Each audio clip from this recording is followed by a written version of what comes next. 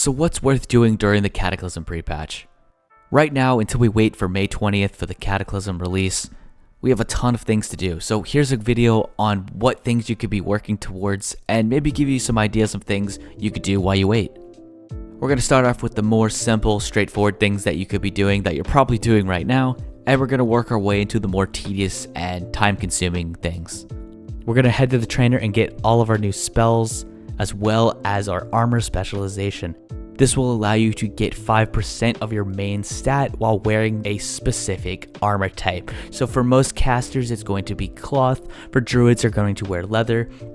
And it will change depending on your spec. So if you're a DK wearing plate gear, if you're blood, it will go towards stamina. And if you're unholy or frost, it will give you strength instead. Spell ranks are gone now, so no more downranking your spells. Once you learn an ability, it'll scale with you as you level, so it's very important to check your spellbook to see when you can go back to your trainer and learn a new spell. Next, we're going to head to the Flight Master and learn our license to fly throughout Eastern Kingdoms and Kalimdor. This is absolutely essential going into Cataclysm. Be sure to max out your professions in the pre-patch. I say max them out, but what I really mean is just get them to 425. At 425, you will be introduced to all of the new Cataclysm items and resources. These will be readily accessible, and it will be much easier to level from 425 onward instead of trying to do it right now inside of Wrath. Two new systems you should be checking out are the Reforging system and the Transmog system. The Reforging system allows you to take a stat that you maybe don't want so much on a piece of gear and reforge it into a stat that's maybe a little bit more desirable. At the moment, mastery is really hard to get outside of this system, so a lot of people are going to go and do that instead.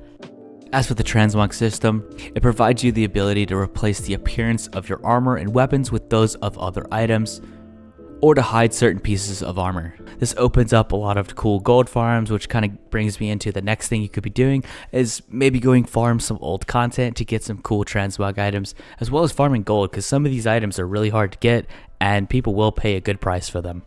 This kind of brings me into my next point of leveling alts and guild rep and just farming old content in general. If you're going to be leveling an alt, make sure that you put it in a guild so that you're getting that guild reputation as you're leveling the alt. Completing quests seems to be one of the best ways to get guild reputation at the moment. So if you're going to level an alt, make sure you put it in whatever guild you're playing your main character in. Let's talk about more of the time-consuming things now. We're going to first talk about pre-questing. So if you don't know what pre-questing is, you hold on to a stack of quests, and then when the patch goes live, you turn them all in for a big chunk of XP so that it puts you ahead of everyone else.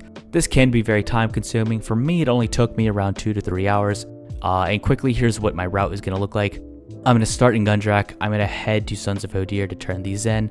I'm going to then use my wormhole to turn in the Halls of Lightning dungeon quests. I'm going to use my Argent Tournament Tabard to teleport to the Argent Tournament, turn those dailies in. Then I'm going to teleport our Hearth to Dalaran to turn in the daily dungeon quest, as well as the fishing dailies.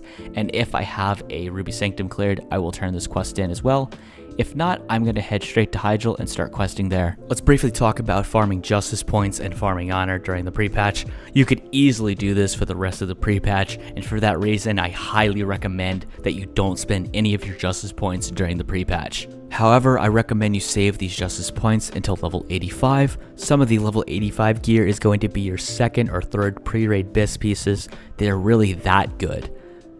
However, if you really want to buy something right now, try to use your honor instead of your justice points. Just remember that most of these items you're going to get right now in the pre-patch are going to get replaced by some of the questing items in Cataclysm. If you want a more detailed guide on how to farm justice points, I'll leave a link to Jerome's video in the description below. Be sure to check that out, it's really good. Last but not least, let's finally talk about Archaeology. This is easily the biggest time sink, the biggest risk to reward at the moment. I have close to 700 solves and I haven't seen the sword or the staff. I have, however, gotten very lucky and I got the doll at around 50 something solves. Wasn't really going for it, but of course, that's how it goes. Here are the add-ons I use to make Archaeology a bit more efficient. The first I'm going to show you is Minimal Archaeology. It has a nice little indicator to show you where your previous survey was, so you can line this up pretty nicely with Gathermate 2 and find those artifacts much faster. It has a nice little quick solve feature instead of having to open up the book every single time, so that's very nice. This little counter over here is a weak aura. I'll leave that in my Discord if you want to get that. And for the GatherMate 2 data, you need to go to this option, select Archaeology, click the drop down box that says Cataclysm, and then click Import, and then you'll see these little circles on your minimap.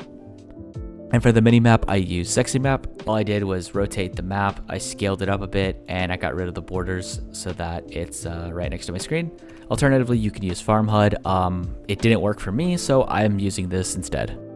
That's about it for this one. I'd love to hear what you guys are doing right now in the pre-patch. Maybe give me some ideas of things I could do besides Archaeology.